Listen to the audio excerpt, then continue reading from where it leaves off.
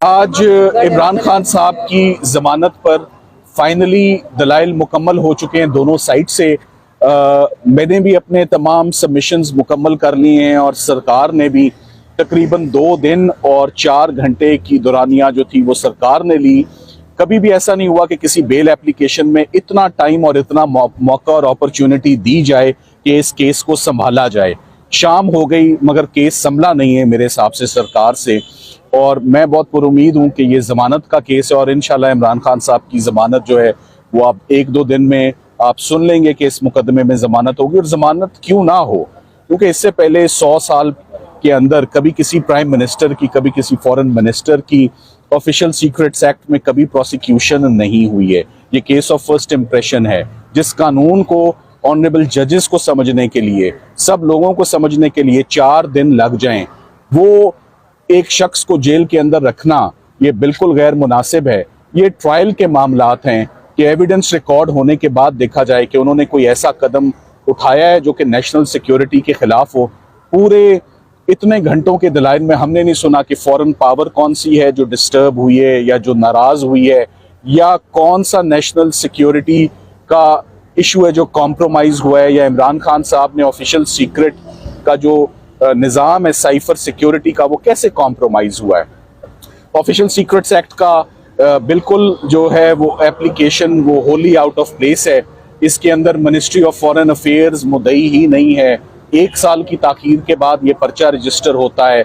4 मुल्जिम बताए जाते हैं, 4 में से 2 को निकाल दिया जाए, जब बीच में से असद उमर साहब को निकाल दिया जाता है, आजम खान से बयान ले लिया जाता है, तो केस के हालात उसी वक्त मशकूक हो जाते हैं और जमानत का केस बन जाता है। जो मामला साइफर का नेशनल सिक्योरिटी कमेटी के आगे 2 दफ़ा रखा जाए, जो मामला कैबिनेट के आगे रखा जाए, जो सुप्रीम कोर्ट ऑफ पाकिस्तान के आगे रखा जाए, वो क्रिमिनल लॉ का सब्जेक्ट कैसे बन सकता है, वो क्रिमिनल लॉ में इशू कैसे बन सकता है। सो ये जो FIR रजिस्टर हुई है और इसको जुर्म गर्दाने जाना, ये बिल्कुल गैर मुनासिब कदम था। और आप ये देखें कि हमारा जो सबसे इम्पोर्टेंट आर्ग्यूमेंट था जो हमने लास्ट टाइम रेस किया, जिसका कोई जवाब नहीं था, खामोशी थी उस पर, कि आपका केस है कि वजीर आजम के पास साइफर 33 दिन तक रहा, उसके बाद नए वजीर आजम मुंतखब होते हैं, उनके पास 170 दिन साइफर रहता है और वो उस साइफर के ऊपर मीटिंग भी करते हैं नेशनल सिक्योरिटी कमेटी की।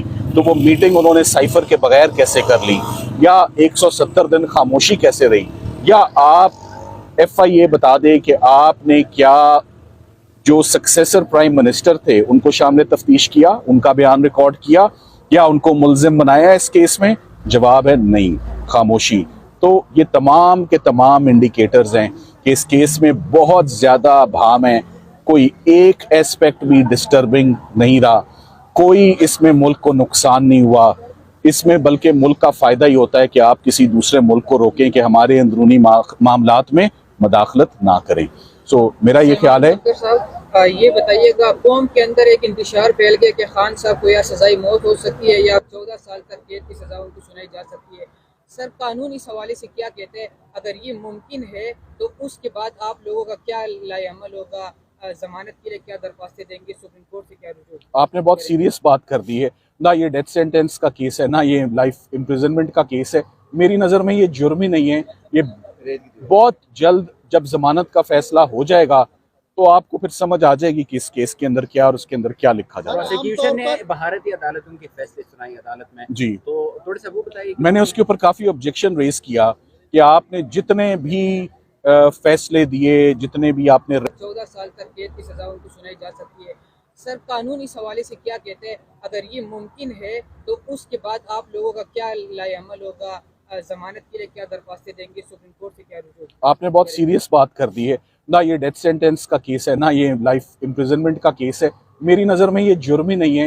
ये बहुत जल्द जब जमानत का फैसला हो जाएगा तो आपको फिर समझ आ जाएगी कि इस केस के अंदर क्या और उसके अंदर क्या लिखा जाए। प्रोसिक्यूशन ने भारतीय अदालत उनके फैसले सुनाई अदालत में जी, तो थोड़ा सा वो बताइए। मैंने उसके ऊपर काफ़ी ऑब्जेक्शन रेज किया कि आपने जितने भी फैसले दिए, जितने भी आपने रेफरेंस जिसे हम बोलते हैं वो दिए, वो तमाम के तमाम नेबरिंग कंट्री के दिए और उनका कानून आप इधर बताते रहे। ये बिल्कुल गैर मुनासिब था। हम कभी कभी तस्करा करते हैं, किसी एक आधे केस का हम जिक्र कर देते हैं, ना कि ये कि हमारे पास 10 केस हैं और 10 के 10 हम जो हैं वो नेबरिंग कंट्री का वो प्रेसिडेंट या उनका केस लॉ इस्तेमाल करें, ये इसकी इजाज़त भी नहीं होती। और ये तमाम जो फैसले पढ़ भी रहे थे वो आर्म्ड फोर्सेस की प्रोसिक्यूशन थी, कोई मिसाइल की टेक्नोलॉजी जो है वो शेयर कर ली जाए। तो अगर तो ये केस होता सरकार का कि इमरान खान साहब ने दुश्मन मुल्क के साथ पाकिस्तान के सीक्रेट्स शेयर कर दिए हैं, कोई कहूटा का सीक्रेट शेयर कर लिया है, कोई अभिनंदन के साथ कोई सीक्रेट शेयर हो गया है, कोई कुलभूषण के साथ हो गया है, तो इस प्रोसिक्यूशन की समझ भी आती। मेरी समझ से ये प्रोसिक्यूशन बार है। Thank you very much.